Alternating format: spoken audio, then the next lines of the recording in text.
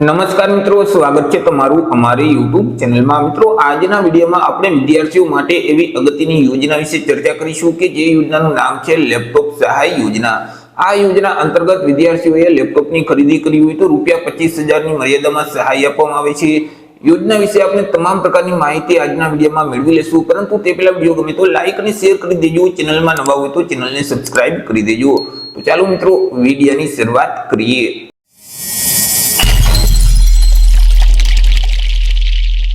તો સૌથી પહેલા મિત્રો આપણે ચર્ચા કરી લેશું આજે લેપટોપ સહાય યોજના છે તે યોજનાનો મુખ્ય ઉદ્દેશ શું છે। તો કે મિત્રો, ગુજરાત રાજ્યમાં રહેતા જે શ્રમયોગીના બાળકો છે તે બાળકોને પ્રોત્સાહન મળી રહે તેમજ મિત્રો શિક્ષણ પાછળ તેમનો આર્થિક બોજ ઘટે તે હેતુ માટે ગુજરાત સરકારનું જે શ્રમયોગી કલ્યાણ બોર્ડ છે તેના દ્વારા લેપટોપ સહાય યોજનાને અમલમાં મૂકવામાં આવેલી છે કે જે યોજના અંતર્ગત શ્રમયોગીના બાળકોને લેપટોપની ખરીદી કરી હોય તો સહાય આપવામાં આવે છે।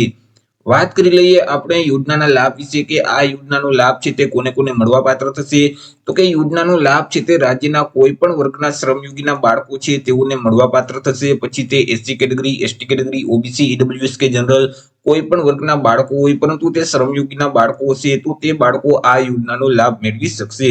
એ મિત્રો, વિદ્યાર્થી છે તે કોઈ પણ સરકાર માન્ય બોર્ડમાંથી ધોરણ 12 ની પરીક્ષા વિદ્યાર્થીઓએ પાસ કરેલું હોવી જોઈએ અને તેમાં ઓછામાં ઓછા 70% કે તેના કરતા વધારે ટકાવારી મેળવેલ હોવી જોઈએ। જો વિદ્યાર્થીઓએ 12 ની પરીક્ષા પાસ નહીં કરેલું હોય તો તેવા સંજોગોમાં આ યોજનાનો લાભ મેળવી નથી શકતા। 12 ની પરીક્ષા પાસ કરેલું હોય પરંતુ 70% કરતા ઓછા ટકા હશે તો પણ તેઓ આ યોજનાનો લાભ મેળવી શકતા નથી।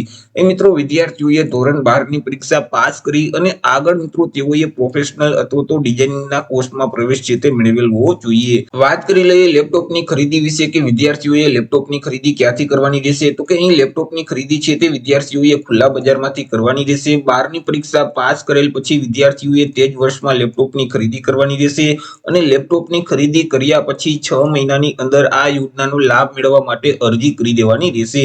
જો લેપટોપની ખરીદી કર્યા પછી 6 મહિના કરતા વધારે સમયગાળો થઈ જશે તો પણ આ યોજનાનો લાભ છે તે મળવાપાત્ર થતું નથી અને અહીં જે લેપટોપની ખરીદી છે તે વિદ્યાર્થીએ પોતાના નામે જ કરવાની રહેશે। મિત્રો, અહીં ધોરણ 12 પછી વિદ્યાર્થીઓએ વિદેશમાં જો પ્રવેશ મેળવેલ હશે તો તેવા સંજોગોમાં આ યોજનાનો લાભ છે તે વિદ્યાર્થીઓ મેળવી શકતા નથી। તે સિવાય મિત્રો, અહીં વિદ્યાર્થીઓના જે વાલીઓ છે તે કોઈ પણ કારખાનામાં અથવા તો કોઈ પણ સંસ્થામાં કામ કરતા હોવા જોઈએ અને તેઓ છેલ્લા 1 વર્ષથી લેબર વેલફેર ફંડ છે તે ભરતા હોવા જોઈએ। જો અહીં વિદ્યાર્થીના વાલી કારખાના અથવા તો સંસ્થામાં કામ નહીં કરતા હોય અથવા તો તેઓ લેબર વેલફેર ફંડ નહીં ભરતા હોય તો પણ આ યોજનાનો લાભ છે તે વિદ્યાર્થી મેળવી નથી શકતા। ચર્ચા કરી લઈએ અહીં સહાય વિશે કે યોજના અંતર્ગત કેટલી સહાય આપવામાં આવે છે। તો કે આ યોજના અંતર્ગત લેપટોપની જે ખરીદી કરેલ છે તેમની જે કુલ ખરીદ કિંમત છે તે ખરીદ કિંમતના 50% લેખે સહાય મળવા પાત્ર થશે અથવા તો વધુમાં વધુ ₹25,000 ની મર્યાદામાં સહાય આપવામાં આવશે। બે રકમમાંથી જે રકમ ઓછી હશે એટલી અહીં વિદ્યાર્થીઓને સહાય મળવા પાત્ર થશે અને વિદ્યાર્થી આજીવનમાં આ યોજનાનો લાભ છે તે એક જ વખત મેળવી શકે છે। એક વખત યોજનાનો લાભ લઈ લીધા પછી ફરી ક્યારેય વિદ્યાર્થી આ યોજનાનો લાભ મેળવી નથી શકતા। ચર્ચા કરી લઈએ મિત્રો અરજી ફોર્મ વિશે કે યોજનાનો લાભ મેળવવા માટે વિદ્યાર્થીઓએ અરજી કઈ જગ્યાએ કરવાની રહેશે। તો કે આ યોજનાનો લાભ મેળવવા માટે વિદ્યાર્થીઓએ લેપટોપની ખરીદી કર્યા બાદ 6 મહિનાની અંદર છે તે અરજી કરવાની રહેશે। જે સન્માનનું પોર્ટલ છે samman.gujarat.gov.in નામની જે વેબસાઇટ છે તે વેબસાઇટ ઉપર જઈ ઓનલાઈન અરજી ફોર્મ ભરી દેવાનું રહેશે।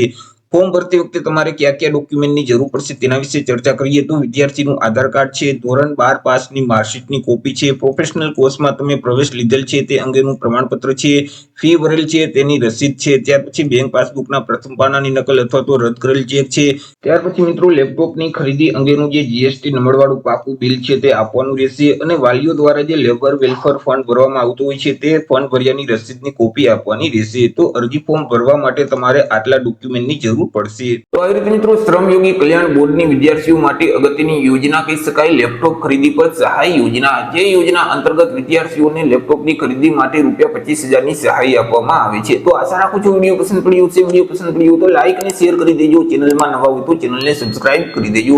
ફરી મળીશું એક નવા ટોપિક સાથે એક નવા વિડીયોમાં। ત્યાં સુધી જય હિન્દ, વંદે માતરમ।